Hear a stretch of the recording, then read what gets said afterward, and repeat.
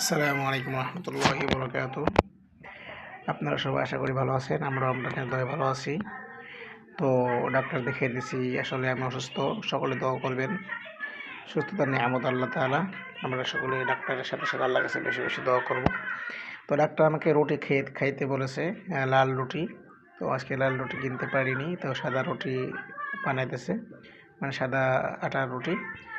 তো আজকে আমরা সকলে 3টা করে রুটি খাবো। আশা করি আল্লাহ যদি আমাদেরকে তৌফিক দান করেন, সকলে হালাল রুজি খাবো। হালাল রুজিকের মধ্যে বরকত আছে। সকলে আমাদেরকে দেখবেন, ফলো করবেন, ভিডিও দেখবেন। এই যে আমার ছেলে দেখেন, সারাদিন মোবাইল দেখে, খুব টেনশনে আছি। সে মোবাইল ছাড়া কিছু বোঝে না। ভাত খাবে মোবাইল দেখে, ভাত টয়লেট করবে মোবাইল দেখে, পড়বে মোবাইল দেখে। এরকম হলে কি হবে? দেখেন মিসকি মিসকি হাসে। সে খুব দুষ্ট। ব্রেন ভালো দিয়েছিল, কিন্তু আল্লাহ ব্রেন দিলে হবে কি, সে তো পড়ে না। সব তুমি পড়বে কবে? আচ্ছা, ইনশাল্লাহ। আসসালামু আলাইকুম।